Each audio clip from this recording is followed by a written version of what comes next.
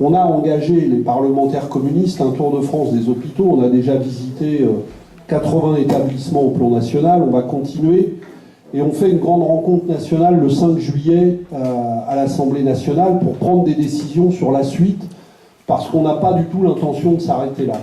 Parce que cette question-là, je pense, c'est une des questions les plus importantes auxquelles est confronté le pays. Parce que le système de santé, aujourd'hui tel qu'il a été organisé, eh bien, ils sont en train de le mettre là aussi dans l'impasse. Parce que la couverture sanitaire, pas seulement hospitalière, mais même des médecins libéraux, est défaillante aujourd'hui dans toute une partie du territoire. Et si on laisse faire la restructuration hospitalière qu'ils ont engagée, on va avoir effectivement des déserts sanitaires et donc des catastrophes humaines, et on en a déjà. Ça se dit plus ou moins, mais il y a des gens qui meurent là où ils ne devraient pas mourir à cause de failles qui sont en train de s'aggraver dans le système sanitaire français. Donc il faut qu'on ouvre en grand ce débat, qui suppose aussi d'ouvrir le débat sur le financement. On est en train de discuter ce qu'on va faire là-dessus, mais moi personnellement, je plaide pour qu'on organise à l'automne prochain, c'est-à-dire au moment du débat sur le projet de loi de financement de la sécurité sociale, des grandes marches blanches pour la santé dans tout le pays. En tout cas, des choses qui sortent le débat du financement de la sécurité sociale de l'anonymat dans lequel il est aujourd'hui. Parce que quand même tous les ans, et c'est une souffrance pour nous les parlementaires, on adopte dans l'indifférence générale le projet de loi de financement de la sécurité sociale, qui pourtant derrière produit toutes les catastrophes qu'on connaît dans les territoires.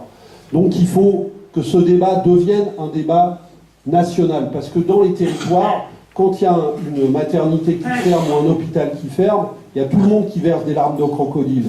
Mais il y a des gens qui votent ces suppressions de budget au plan national, qui les votent chaque année, qui votent par exemple l'année dernière qu'il faut à nouveau réduire les dépenses de santé de 2%, avec les conséquences que ça a dans les territoires. Parce que quand ils nous disent qu'ils ont réduit le déficit de l'assurance maladie, ils n'ont pas réduit le déficit de l'assurance maladie, ils ont reporté le déficit d'assurance maladie sur les hôpitaux, et ils demandent aux hôpitaux de se mettre à l'équilibre, et de le faire comment? Soit en développant des secteurs rentables à travers la tarification à l'activité, qui a des effets extrêmement pervers, parce qu'on a des hôpitaux qui se mettent à se spécialiser dans tel type d'intervention, parce que la Sécu va les rembourser avec la tarification à l'activité, qui ne se préoccupe plus de la couverture sanitaire des besoins réels. Et puis il y a un énorme enjeu aussi, qui est un enjeu de société, c'est comment va-t-on répondre à la question du quatrième âge et des personnes dépendantes. Si nous ne construisons pas maintenant un service public peut-être décentralisé, organisé départementalement pour couvrir ces besoins-là, eh bien ce sera une catastrophe. Parce qu'on va vers une société qui aura 20% à peu près de la population qui sera concernée par ces problèmes-là. Aujourd'hui, il n'y a pas de réponse de service public à la hauteur à cette question-là, et ce n'est pas les 300 millions que vient de dégager le gouvernement pour ça qui va résoudre le problème.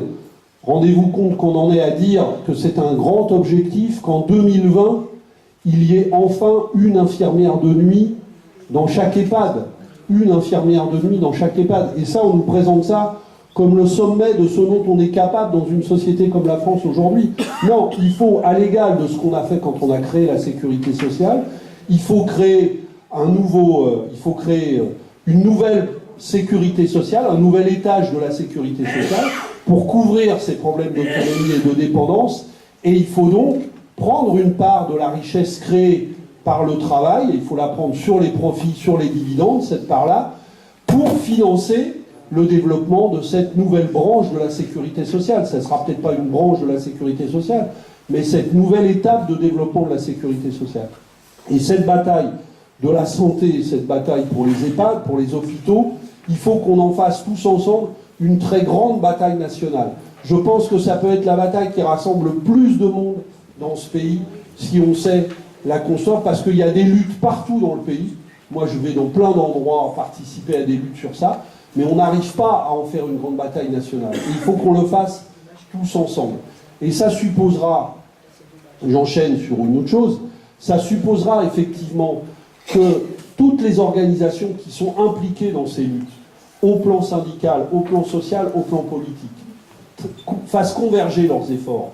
Mais effectivement, ça doit se faire dans le respect du rôle des uns et des autres. Donc il faut que ça dialogue, mais pas pour confondre nos rôles, pas pour se dire qu'on va tous faire la même chose, et surtout pas, évidemment, pour le monde syndical, mais il n'y a aucune intention de ça à la CGT, je le sais, d'abandonner le terrain de la lutte des classes dans l'entreprise. Et nous, les communistes, il va même falloir, c'est une des questions du Congrès, retrouver le moyen de faire rentrer à nouveau le combat politique dans le monde du travail, puisque aujourd'hui c'est très difficile, mais ça suppose évidemment de réfléchir au monde du travail tel qu'il est organisé aujourd'hui. Il n'est plus comme hier, et donc c'est plus difficile aujourd'hui. Et puis il y a beaucoup de précarité, tout ça qui rend compliqué cette bataille-là.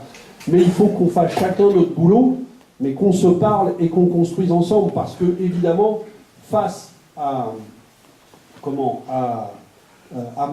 on voit bien qu'il faut construire des fronts beaucoup plus larges, beaucoup plus